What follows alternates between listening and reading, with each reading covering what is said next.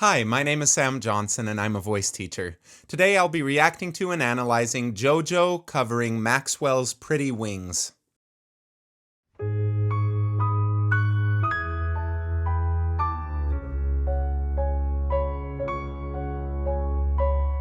Time will bring the real end of our trial. One day there'll be no remnants, no trace, no residual feelings within you.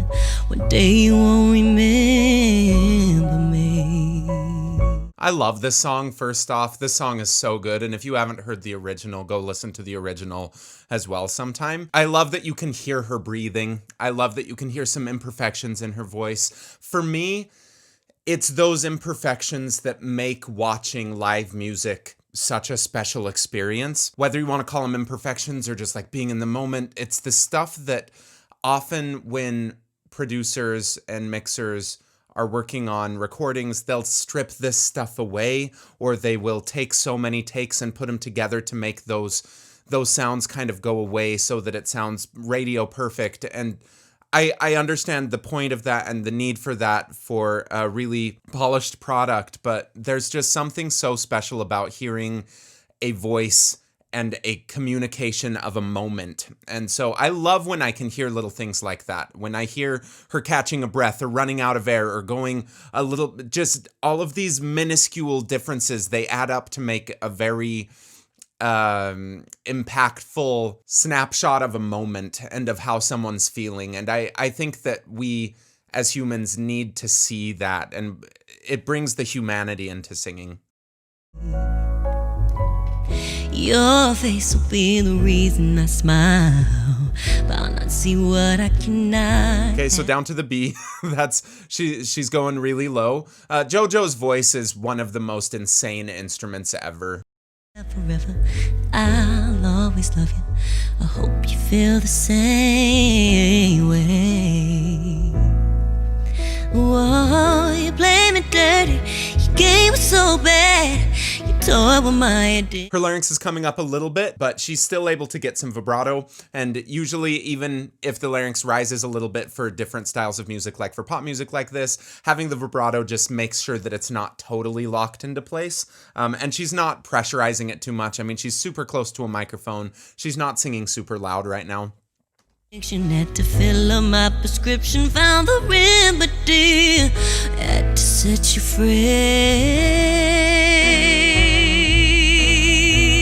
If I can't have you, let love set you free to find your pretty wings.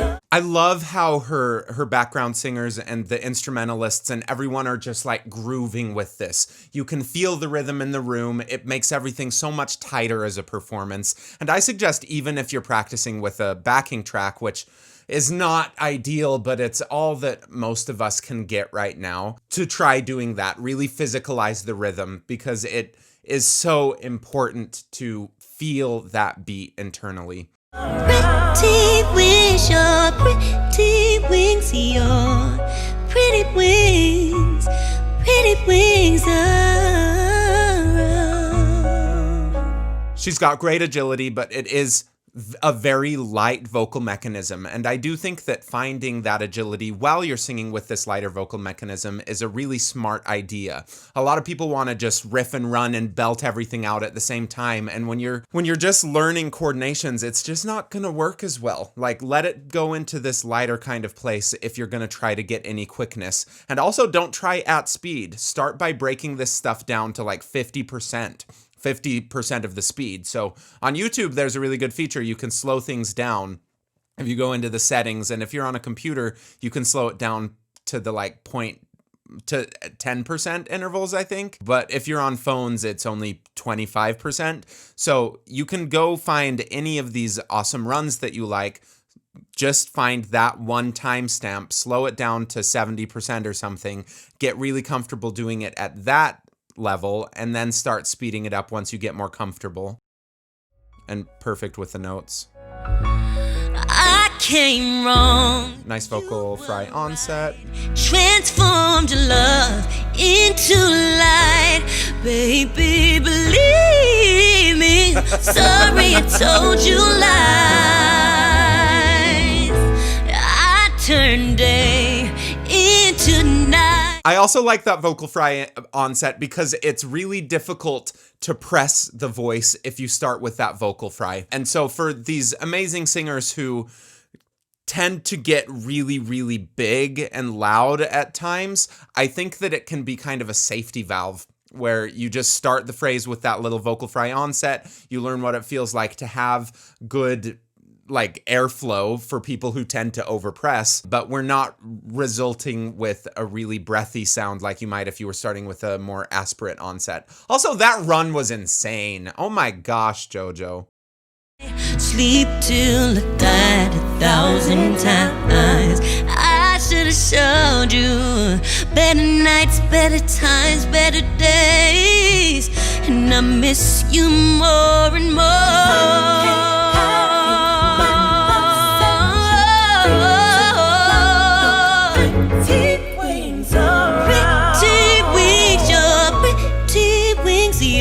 It's a very basic rhythm section. We've just got the stand-up bass and the piano, but this is a bop, even with just those and the really awesome kind of percussive background vocalists. It's so easy to kind of groove with this, and it's because the singers, the musicians, they all feel it. If they weren't feeling it, then the audience would not be able to feel it. And so that's a really important way to kind of reverse engineer how to help your audience feel it, is you've got to feel it. You've got to make it physicalized, because people who are watching it, they'll be able to watch it. Like, I mean, you'll be able to match it with your physicality, but it also does affect how the song ends up, like how just the audio ends up. So whether it's dancing, which I think is the best thing, because I think that there's just something so innate in humans that lets them dance if they're not embarrassed about things. And I think that bringing out that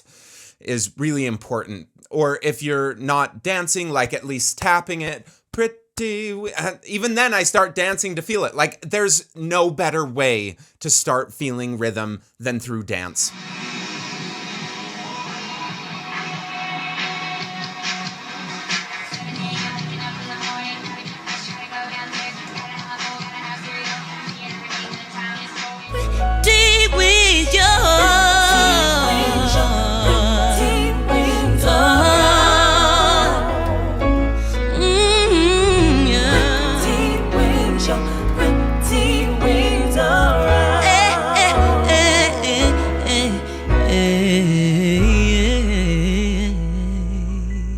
She mixes up her onsets. I'm actually not hearing very many of the aspirate where you start with the air first. She's using a lot of glottal onsets and a lot of vocal fry onsets, but she does have a few that are more of a neutral, where the vocal folds start vibrating at the same time that the air starts moving through, rather than them kind of engaging before the air starts coming through, like what happens with the glottal. But I don't hear a ton of constriction, and that's the thing to really watch out with the glottal onset, because I think glottal onset can be a beautiful thing, and it's one of my favorite ways to start training good fold closure, good heavy sounds in the middle of especially sopranos ranges. But there's a tendency to overdo it. And so if you're playing around with this kind of stuff, start with doing it with a low volume until you know what it feels like really comfortably, and then you can start increasing the volume. But when you're singing pop music, you don't need much volume. You just don't. Like, she's not singing super loud with any of this. However, the times that she is kind of pulling away from the mic just to make sure that it doesn't blow out the sound.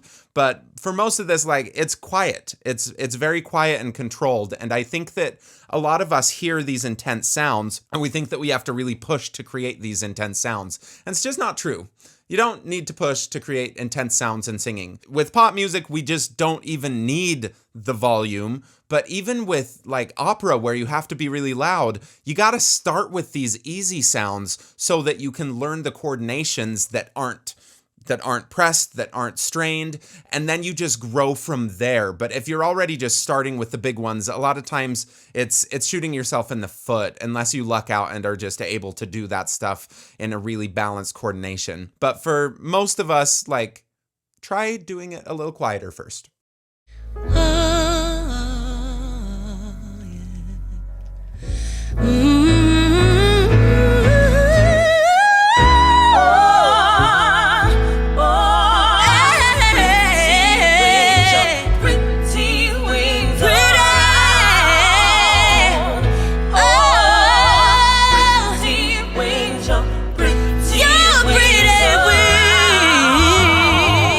So now she's getting that agility while she has more of a full voice under it, and she's still got all of these, like, oh man, it just sounds so good, but it's not as loud as I think that it sounds. And that's the thing, is really start paying attention to, am I hearing an intense sound and a passionate sound, or am I hearing a loud sound? Because I think that we just conflate them while we're practicing so often. And is that a loud sound? Probably, but it's not like the loudest thing ever. You don't need to really push to do it.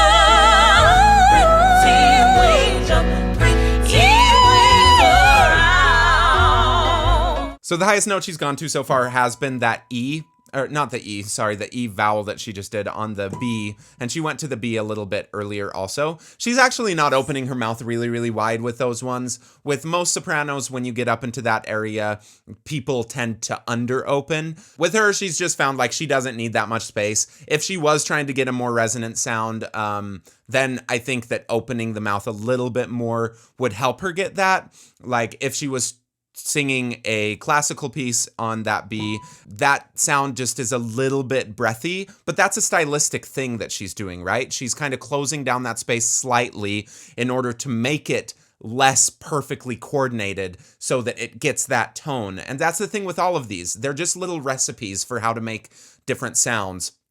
And recipes can be really appropriate in certain situations and really inappropriate in other circumstances. With this, I mean, it's a pop song. She doesn't need to get that same kind of sound that you'd need for a classical piece, and so she's modifying accordingly.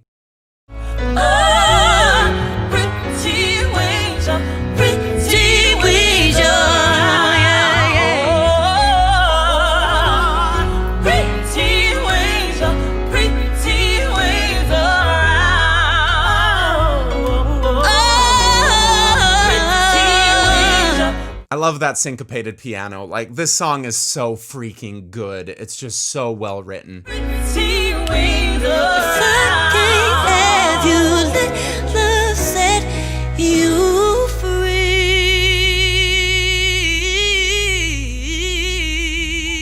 So she gets that little flip up at the top, and then she comes back in. You can see her elevating her head a little bit, which, find what's comfortable to you. Like, we never want to be moving the head to chase pitch. I think Jojo is awesome. I think she's one of the best pop singers that there is currently. Her technical ability with her runs is just so quality. I do think that there might be a point where people over ornament their songs, and she's kind of right on the edge of it. But when she does her melismas, her vocal runs, her riffs and runs, whatever you want to call them, it doesn't knock all of the main things out of rhythm. And I think that's one thing that really bothers me, and bothers a lot of listeners, is when they hear people riffing and running to the point that it loses the structure of the song. I don't really hear that with her, but it is probably something that, like, one of the reasons that she's not as popular as I think she could be, just because people don't love a million riffs and runs all the time. That said, a lot of people do. I think it's great with her, but that's something to kind of watch out with for you non-professional singers, is like, are you trying to riff and run to cover up faulty bones? Because the bones of the song, the bones of the piece need to be there without all of the ornamentation. You need to be able to make people feel without it. And then when you start adding stuff on top of those really beautiful bones, that great foundation, then it becomes a magical thing. And then you get like really good performances like Yeba, or some of Christina Aguilera's stuff, or Mariah's stuff, or Jojo's stuff. But it's because all of those people could sing without it and could make you feel without it. Thank you for watching. Please like, subscribe, leave a comment below. I love comments. Let me know what kind of videos you'd like me to react to in the future, or if you learned anything. And go check out all the links in the description. Again, thank you.